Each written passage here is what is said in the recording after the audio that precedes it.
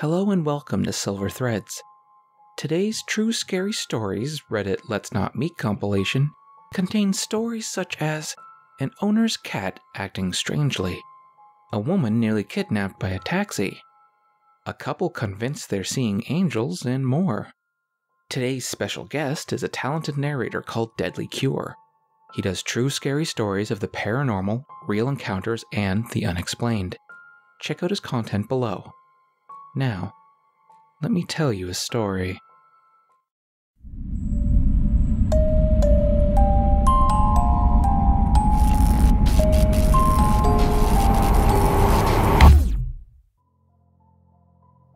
A bit of context first. My cat likes to go outside every day. In the morning, he follows us to the door, takes the elevator down with us, and then goes about his day outside until we bring him back home again in the evening. Now, my cat isn't the most punctual guy, so it's pretty common for him to stay much later in the neighborhood, sometimes well into the night or for several days. Or he gets bored and doesn't want to play for more than 2 hours and wants to get back inside. The problem is that we're not home, so he just has to wait. My family and I live in an apartment on the first floor, so my cat's solution is to sit under one of our balconies and meow at the top of his lungs to get our attention. When we're home, it works perfectly fine. But when we're not, it's a lot less effective. So, our solution was to gently ask our neighbors that have the key to our apartment to bring him up so he doesn't have to wait outside all day. Those that don't have the key sometimes let him inside the building so he's not literally outside. For example, when it's raining. Our apartment is a bit special because it's bigger than the others, so to get inside there are 2 ways when you get into the main hall. 1. Take the stairs to the left and open the door that has 2 locks. Or 2. Use the elevator, with the special key, that goes directly inside our apartment. And the door only has 1 lock. The cat is used to the second option, and me too because we're both lazy. But when the neighbors that don't have the key let him inside the building, he goes up the stairs and waits. Since I usually use the elevator from the parking 2 floors below, that means I don't see him waiting in the hall, and he meows outside the door to get me to open up for him. Or my dad or my mom. All around we have our habits with my parents and neighbors, and it works fairly well. Now you know how everything goes with my little guy. Anyway, here's what happened a while ago. My parents like the outdoors very much, so I'm usually left alone on the weekends. Generally, it means taking care of the chores and inviting my friends over so we can have the apartment to ourselves, which is pretty nice. This time I was alone. It was late, 11 p.m.-ish, and I was just chilling in the living room before hearing meowing over the sound of the TV. Someone let my cat in the building and he's waiting outside the door. I took my keys and started opening the first lock. I don't know about other pet owners, but I know my cat's meow by heart. It's kind of a rising meow that's very high-pitched and very cute, and that also has a specific rhythm because I've been hearing it nearly every day for 5 years. So I stopped. The noise isn't what it usually is. It's too deep and just off. This isn't my cat outside my door, and he's the only cat around that knows he has to wait by the door and scream to be let inside. By that point, I had stopped halfway through opening the door and waited to hear him again, and notice scratching. My cat never scratches that door. At that point, I'm super weirded out by the situation. But the meowing is getting super loud, and I didn't want the neighbors to be woken up.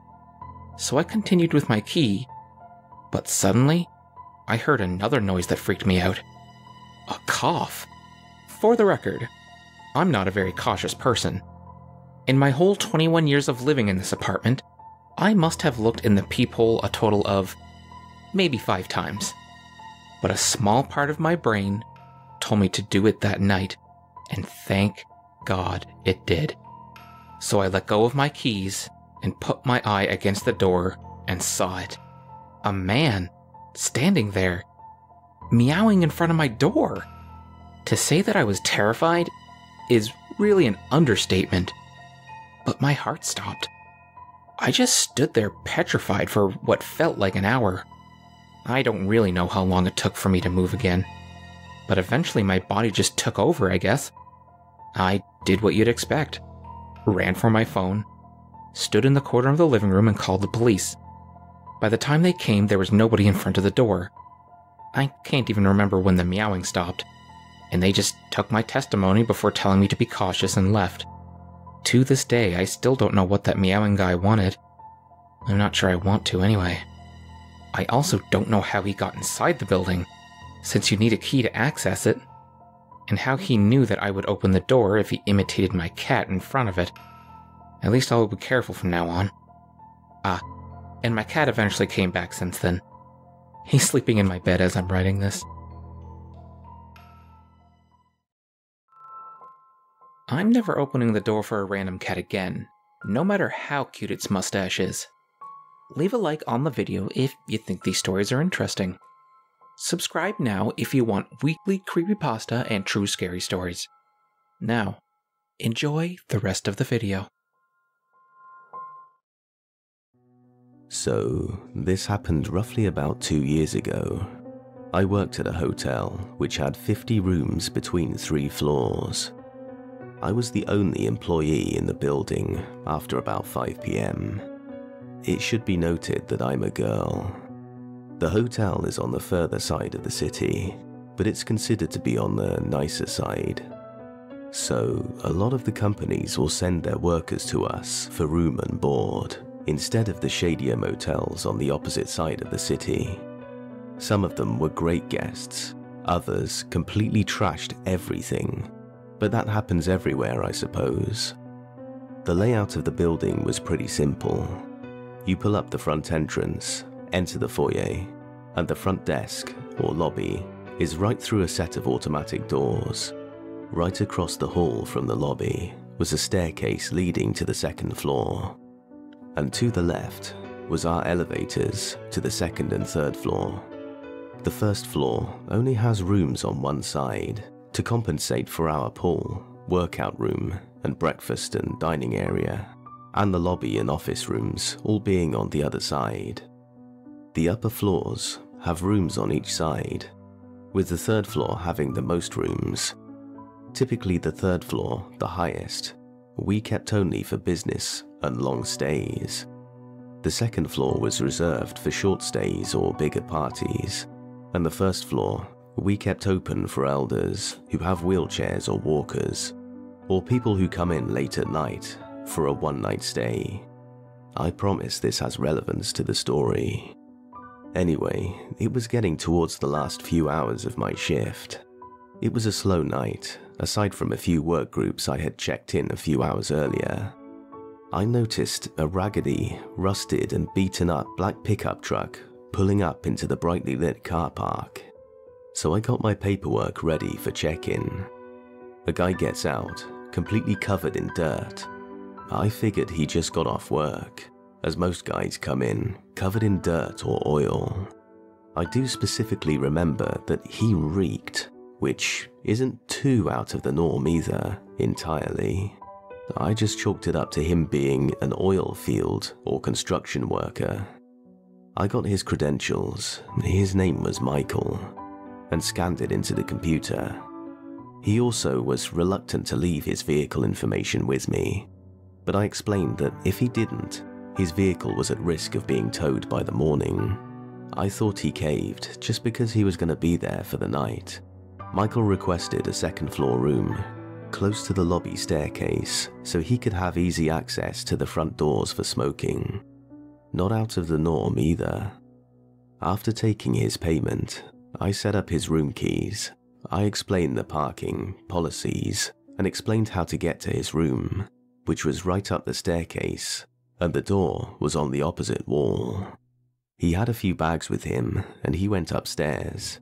Almost immediately, he comes back downstairs and accuses me of giving him a broken room key.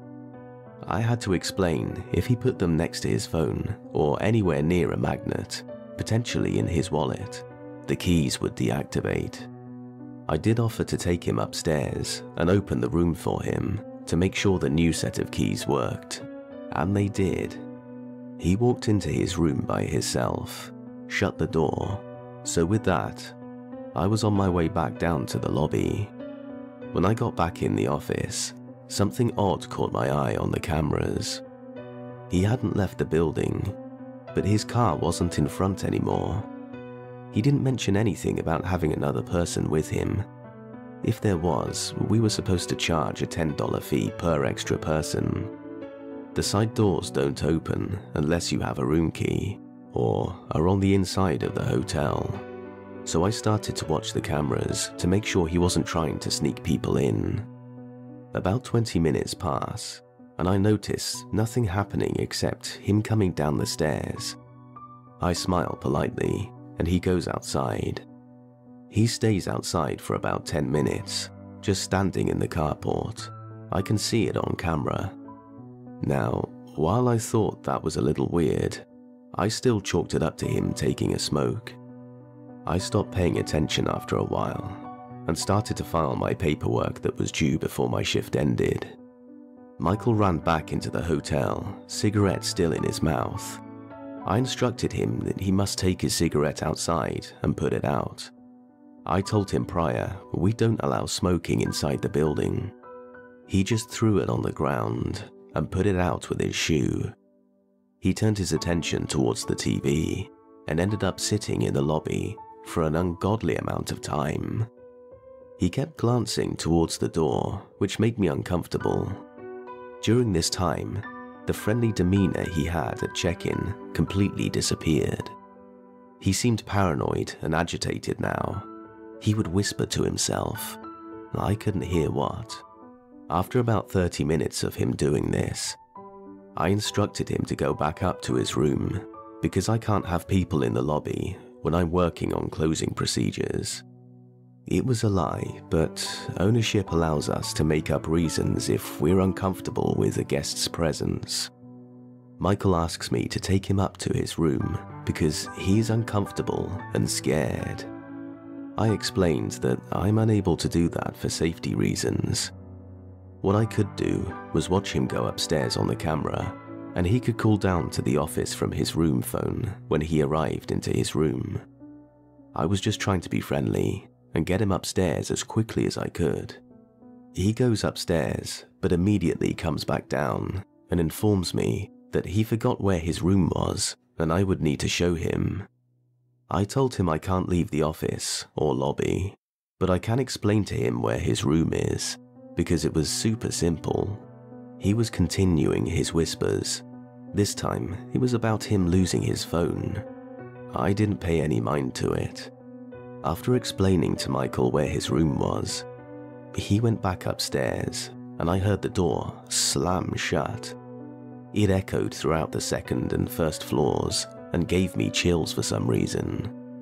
Almost immediately, he comes back down and starts yelling at me, telling me I stole his cell phone, that I'm planning his demise, and I need to find his phone. This was completely bogus, as I haven't left the office since making sure his room key worked. He asked me for help, and I just wanted him to go away. So I slipped a screwdriver in my pocket, just in case he tried to attack me, and I began rummaging through the lobby couches, looking for his phone. I didn't find it, but I did find his credit card, which he also began accusing me of stealing. I stood my ground and said if he can't respect me in my place of work, I can call the police and request they escort him to his room, or off the facility. He got angrier, snatched the card from my hands, and went back outside. After about 20 more minutes, he comes back inside. He's calmer, but he asks if I would please go outside with him because there is something wrong with his car. After I absolutely refuse, he tells me that I need to go outside, that it's not fair that he's the only person out there working on his car and he just needs some effing help. I had to explain I'm not allowed to accompany a guest outside of the building. he just starts repeating that I absolutely have to go outside with him. Now, I have anxiety, and I tend to let my mind roam over wild horizons, and this was no different. I was about to have a panic attack, so I called the owners and asked them what I should do. It was my first hotel job, and although I have tons of freedom doing my job, I still needed to know how to properly handle these situations. The owner told me, if I'm uncomfortable and suspect he is under the influence or a danger to myself or himself, I have full reign to call the police and have them ban him from the property. I asked if they could just keep an eye on the cameras they have access to at home because he is acting weird. I locked all the lobby doors and made sure the side and fire exits were all properly secured and closed so no one could sneak in. I did this while doing this on the phone with my boss because I was scared to leave the office by myself. After getting back behind the office, I locked the door and I just braced for him to come back inside.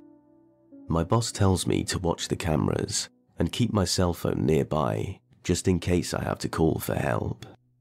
Meanwhile, I notice on the cameras I couldn't see Michael anymore. I didn't know where he parked, but I damn sure wasn't going to go looking.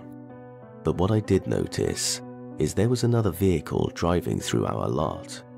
I called the hotel next door and asked if the car was on their cameras too, and I was informed it was an unknown vehicle to their records. It was unknown to mine as well. This just shot my anxiety up even higher. The car would drive around the back of the building to the front, but avoid the carport, turn, and then do the same to the building next door. The parking lot was almost empty, so I know they weren't looking for a parking spot. The car keeps going, and I'm watching it on the camera, so focused that I didn't notice Michael came back inside. Telling Michael he either needs to go up to his room or vacate the premises, he just continues to yell at me, saying I need to go outside with him. He won't move out from the front of the entrance. I imagine he was staying in view of whoever else he kept looking back at. Then, randomly, I see him sprint across the parking lot and out of the camera view. I also didn't see the car anymore after that. Since it was practically the end of my shift, I somehow managed to get everything done just in time for the next shift to arrive. I was so glad to see her, I almost cried. I explained to her what happened, and that the owners want her to keep the lobby doors locked. We put up signs explaining our doors were broken, and due to safety reasons, guests would have to call for entry or use the side entrances for their room. I also deactivated Michael's room keys and told the next shift girl not to let him back. If he shows up, to call the police because he's a security risk. I made sure she watched me get into my Uber ride after triple checking the vehicle and driver matched what my phone said. Since I was a regular customer of the driver, he asked why I was so riled up. I asked him to drive through the parking lot with his doors closed so I could see if Michael's truck or the other vehicle I saw driving across the parking lot were anywhere near the buildings. And they weren't. I have no idea what happened to them. The next day, I had my boyfriend come and stay the entire evening shift with me, just in case he came back, because I was told by my bosses that he never came to get his stuff. He wouldn't pick up the phone for calls either.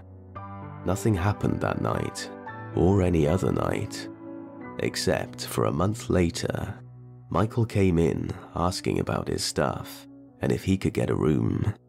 I refused his room, and luckily, other people were with me in the lobby and in the office. I had our maintenance man go retrieve his items and explained that he is no longer allowed on the property, and that if we saw him, the police would be called, and he would be arrested for trespassing. Again, this wasn't true, but we didn't want him coming back at all. I noticed Michael had a different vehicle this time. It was a newer model SUV, and it was maroon. It matched neither his beat-up black pickup truck or the dark-coloured sedan I saw driving in circles. If there was anything that sat with me, even after all this time, it was that he remembered my name. He addressed me by my name when he walked up to the counter. And at first I thought, oh yeah, my name is a part of my uniform, until I realised I forgot to put my name tag on that day. After that, I refused to wear one in the hotel. Management let me create a fake name and wear that one from that point on. It took me a while to feel safe in the building again while I was alone. I constantly had my boyfriend with me while I worked the evening shift. There is a chance the guy and the circling vehicle are unrelated, but my anxiety and the aura I got from Michael that night, it didn't feel good or right. So, Michael, let's not meet ever again.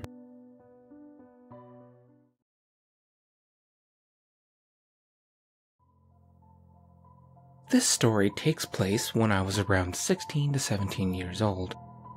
I lived with just my dad in a little apartment in a questionable area. It was the type of area you'd not want to be out and about when the sun goes down. Up until a certain time, like 10 to 11 p.m., there would be a cop or two in the area patrolling and making sure there are no gang-related activities going on.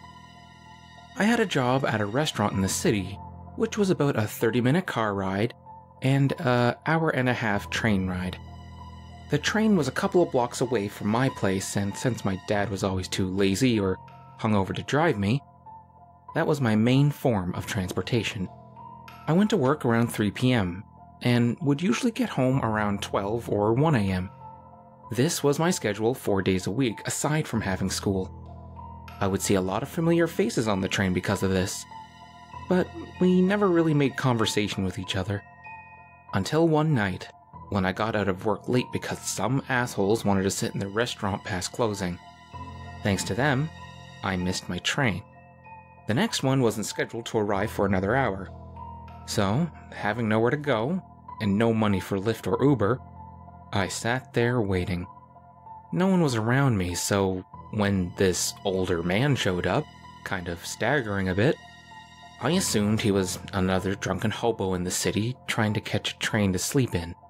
Something about his face gave me deja vu, but I shrugged it off, thinking maybe I've just seen him on the train here and there. He made his way over to me, much to my discomfort, and started up a conversation. He wasn't slurring, but the way he was looking down at me gave me goosebumps. He asked me why I was out there so late, all by myself. I had to reply as to not anger him. I mean, we were alone and he was close enough to me to pull out a knife or something. Anyway, I told him I was waiting for the train and he asked which one.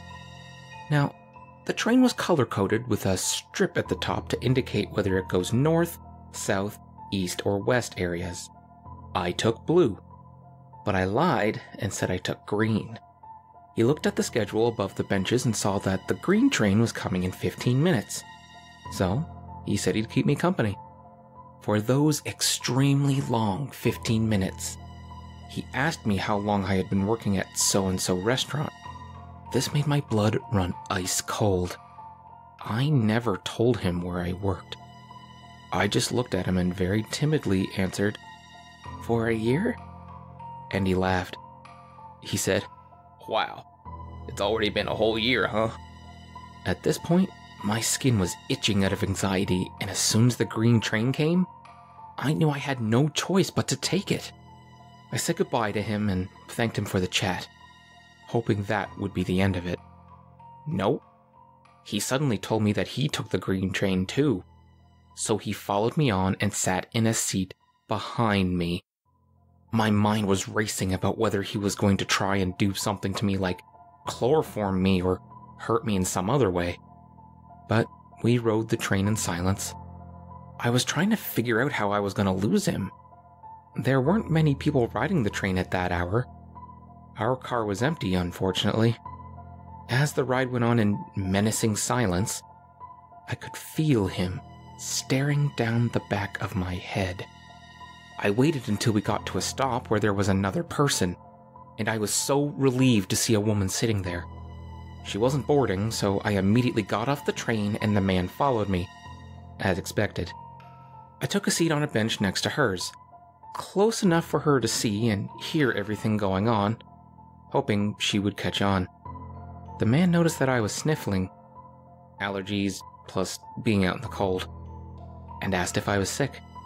I told him no, but he insisted on giving me these weird pills he had that were supposedly cold medicine. I declined in a louder voice. "Sorry, I don't accept pills from strangers." This prompted the lady to look at us, and I made eye contact with her. She knew now. Now this went on until a blue train came and the lady got up, giving me a look that told me to get on with her. So without explanation, I did. She waved me over to sit next to her, and when the man tried to follow, she said, "No, you go sit over there," and made him sit a couple seats across from us. He chose the one where he could face us and stared at me the entire time. I was shaking and about to burst into tears. The woman leaned over and whispered to me that she had a pistol. I felt safer with her there. We whispered back and forth about what happened. I told her where I lived and how I was worried he would follow me home. She told me a friend of hers would be boarding the train soon, and when he did, she told me his name was Ray. Ray was filled in about everything and agreed to escort me home. She promised me that I could trust him. The two of them waited with me until I got to my stop. The man, still watching me, started to smile widely, resembling the Cheshire Cat. He shouted, "This is your place, right?" To which I didn't respond, and just gave the woman a hug and thanked her. Ray and I hurriedly hopped off the train, and as I looked back, I saw that the woman had pulled out her pistol and told the man to sit back down, even blocking the exit with her body. I finally let myself cry in relief. Ray walked me home and tried to calm me down by telling me about his job and his family. After watching me get inside the gates of my apartment safely, I thanked him profusely for his help. It chills me to think about how that night would have turned out if I hadn't met up with that woman and her friend. I feel extremely lucky to this day. I never saw that man again, and eventually stopped thinking about him. But in the back of my head, that creepy, aroused smile of his was burned into my mind, and I couldn't help but wonder just what else he knew about me. So this happened about 7 years ago, in the summer of 2014. I went to a local college for a few years, and my two friends were back in town for the summer. All of our parents were home that night, so the three of us decided to drive around looking for a place to chill and smoke a bowl. We stopped at a local car park right off the main road, pulling up this windy gravel road into an empty parking lot.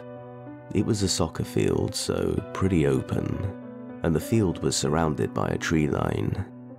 We got out and walked a little way into the field, probably about 150 feet from the car, and started smoking and chatting.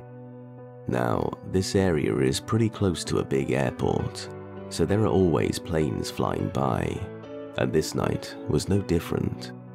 At this point, it was around 9:30 or 10 p.m, so it was dark out. After less than 10 minutes, we saw another car's headlights pull up the gravel road and into the parking lot. I noticed it was a pickup, and it parked right next to my friend's car. The three of us didn't really know what to do, and just kind of looked at each other. We looked very conspicuous, and were a bit worried that someone had come to kick us out because the park was closed. The car turned off, and two people got out and started walking towards us. We decided to play it cool. They walked right up to us. There was a man and a woman who looked like they were in their late 50s or early 60s. The man wasn't wearing a shirt and had cargo shorts on and was wearing glasses.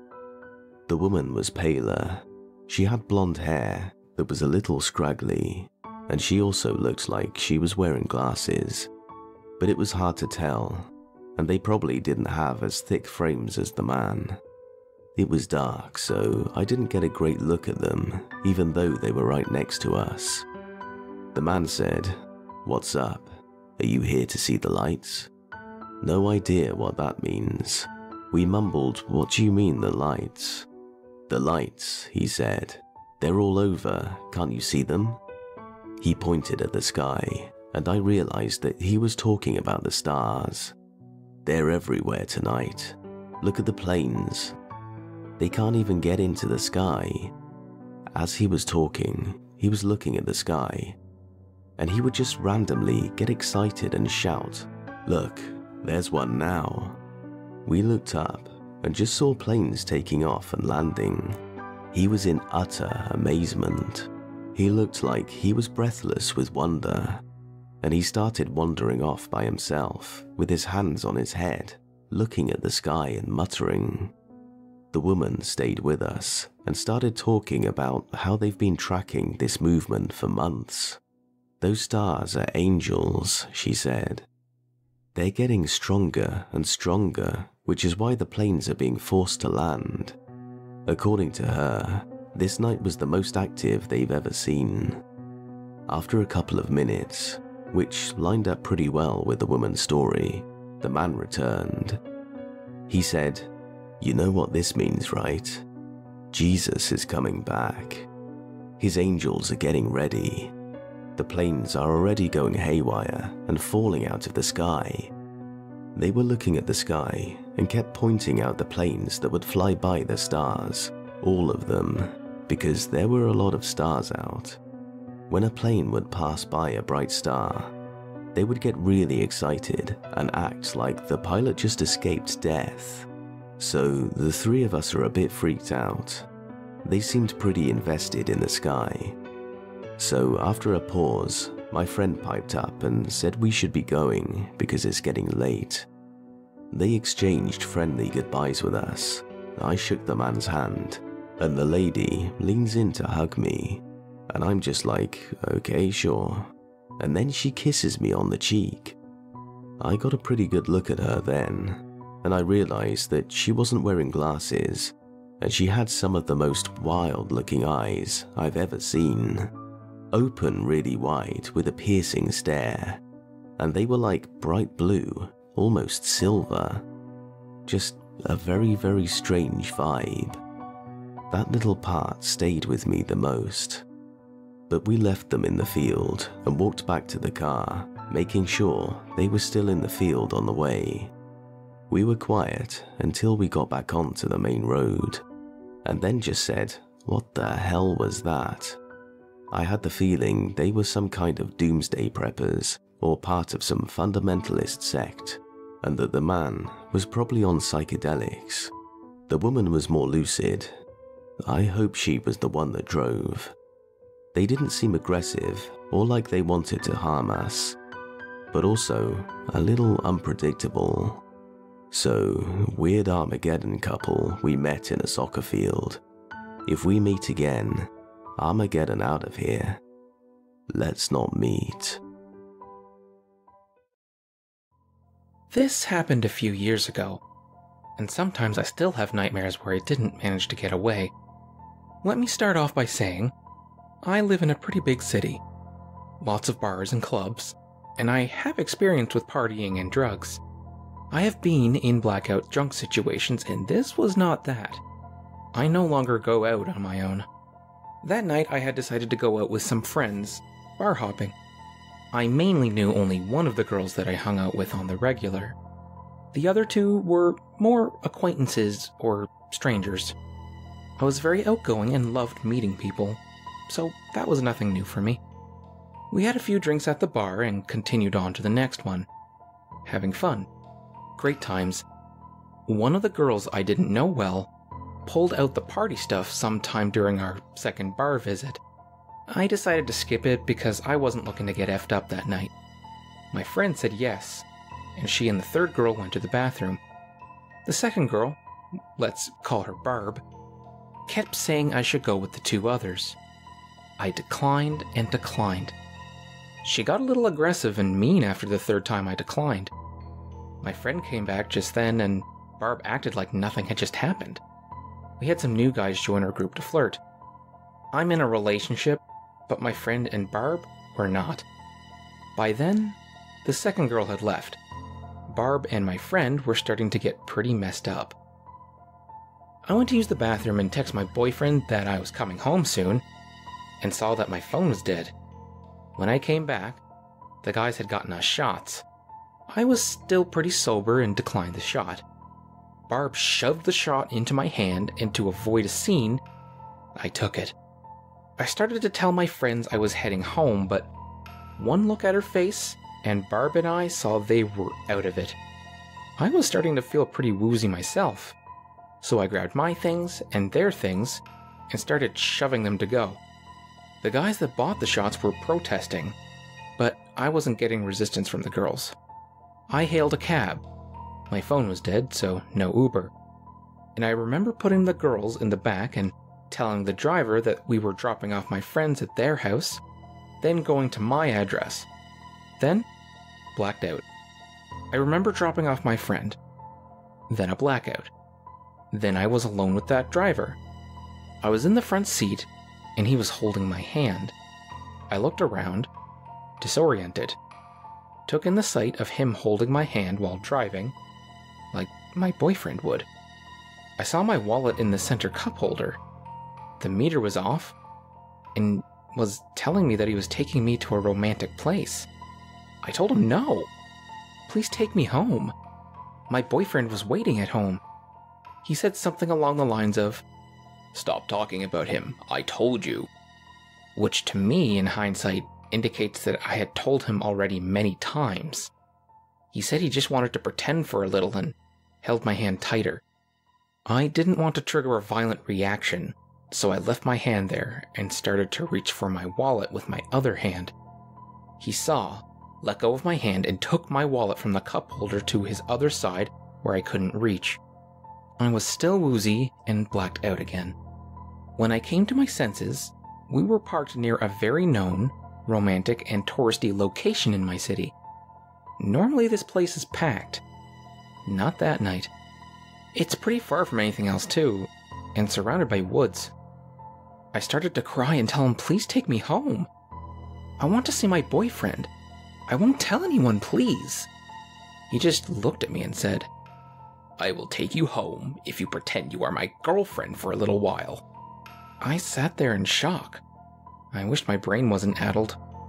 I wished I had never gone out. I wished I could see my boyfriend for the 1000th time that night. I said okay. He smiled. Put my wallet back in the cup holder. I took it slowly and put it under my leg. He took my hand and looked out the front window, out into the little lake he had brought me to. He started talking, and I don't remember what he was saying. I was trying not to black out again. I waited for him to look at me and asked again, "Please take me home." He said if I let him give me a kiss. I said no. He looked mad for a fraction of a second and squeezed the hand he was still holding. He leaned in fast and kissed me anyways. I kept my lips sealed tight against him, ready to fight, ready to bite and scratch and not go down easy. He let go of my hand and backed away. He started the car and started our way back to civilization. I was crying as silently as possible, trying not to be heard so he would forget I was there and want to touch me, hold my hand. I waited till we were near enough people that I could bolt out of the car and find another way home. I think he saw me grabbing my wallet from under my leg and knew my intention to jump out at the next red light. He snatched it again and said he would drive me. I just nodded, but by then, I didn't care about my wallet, my phone, or anything else. No matter what, I was going to get home. I didn't know what time it was by then. I do know there was almost no cars driving in my usually busy city. No buses. No people. I didn't care anymore. He stopped at a red light. I unlocked the door and yanked it open and ran.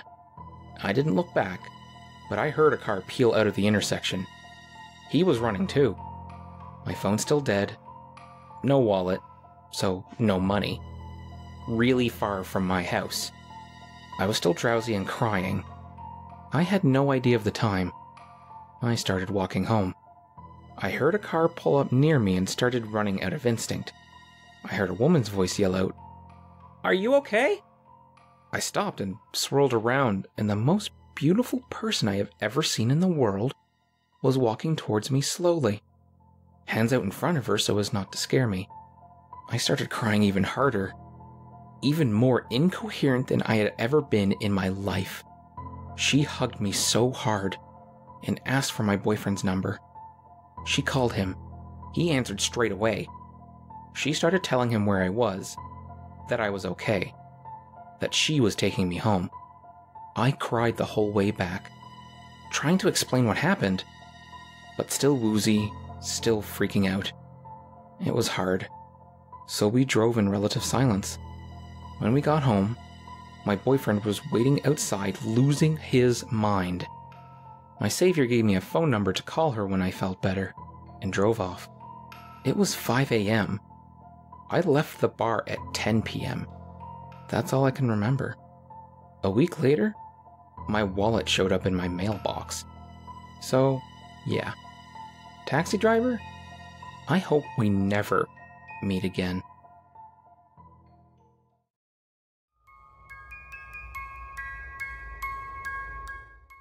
A huge thank you to my patrons for helping support the channel. Miss Creepy Tales and 242 Reads. If you want your name on here and to support the channel, links to my Patreon below. Also a huge thanks to DeadlyCure for tackling these stories with me. He does fantastic work, so check out his channel in the links below, or from his channel's icon. If you liked these true scary stories, click the playlist on the screen for another True Scary Stories Reddit Let's Not Meet compilation. Thank you all for listening, and I'll see you next time with another story.